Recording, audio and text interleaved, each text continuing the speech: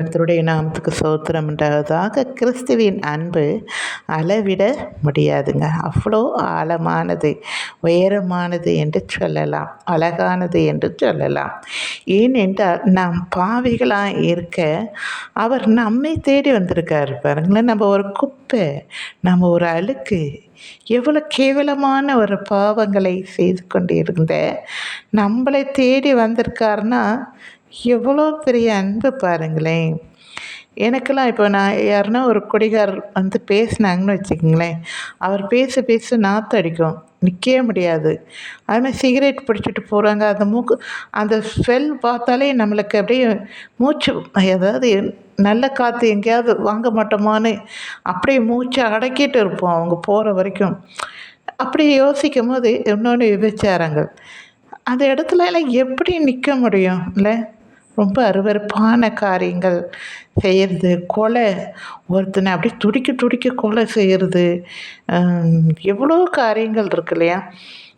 திருடுறது, எவ்வளோ திட்டம் போட்டு திருடுறது, பொய் சாட்சி, ஒன்றுமே செய்யாதவங்கள பொய் சாட்சி சொல்லி அவர்களை சிறையில் இது பண்ணுறது, பழி வாங்குற உணர்வு, எவ்வளோ இருக்குல்ல. இப்போ இதெல்லாம் பார்க்கும்போது எப்படி அவங்கள மன்னிக்கணும், அவங்கள நேசிக்கணும்னு தோணும். ஆனால் நம்மளுக்கு அதெல்லாம் பார்க்க அருவருப்பாக இருக்குது இல்லையா? ஆனால் ஆண்டவர் பாருங்களேன், நான் ஆண்டவர்கிட்ட கேட்பேன், எப்படி டேடி உங்களால் இந்த மாதிரி இடத்துல இவங்கள தேடி இவங்கள மன்னிக்க உங்களுக்கு மனசு வருது? என்னையும் சேர்த்து தான் சொல்கிறேன். நான் அப்படி யோசிக்கும் போது ஆண்டவர் சொல்லுவார், உன்னுடைய பிள்ளை தப்பு செய்தால் நீ அப்படியே விட்டுருவியா அப்படின்னு. நான் அதை யோசிக்கிறேன். உண்மையாலுமே ஒரு தாயும் யாரும் அப்படி விட மாட்டாங்க இல்லையா? ஆனால் நம்மளை நேசித்து நம்மளை அவருடைய சாயலாக நம்மளை உருவாக்கினார் இல்லையா? அப்படி இருக்கும்போது அவருடைய பிள்ளையை அவர் அப்படியே விட்டு போங்க, நீங்கள் அப்படியே நரகத்துக்கு போய் சாவுங்கன்னு அவர் விடலை. அவர்களை தேடி ரட்சிப்பதற்காகவும் தன்னுடைய இரத்தத்தையே கொடுத்து கிரயத்தை கொண்டு நம்மளை மீட்டு கொண்டார். எவ்வளோ பெரிய அன்பு பாருங்களேன். எனக்கு அது ரொம்ப பிடிக்கும்.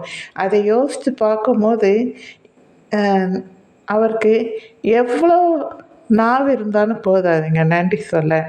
நீங்கள் ஆண்டவருடைய அன்பை ருசித்து பாருங்கள், மனம் திரும்புங்க. இன்றைக்கும் ஆண்டவர் உங்களை நேசிக்கிறார். எல்லோரும் மனம் திரும்பி பரிசுத்தமாக வாழணும்னு ஆண்டவர் விரும்புகிறார்.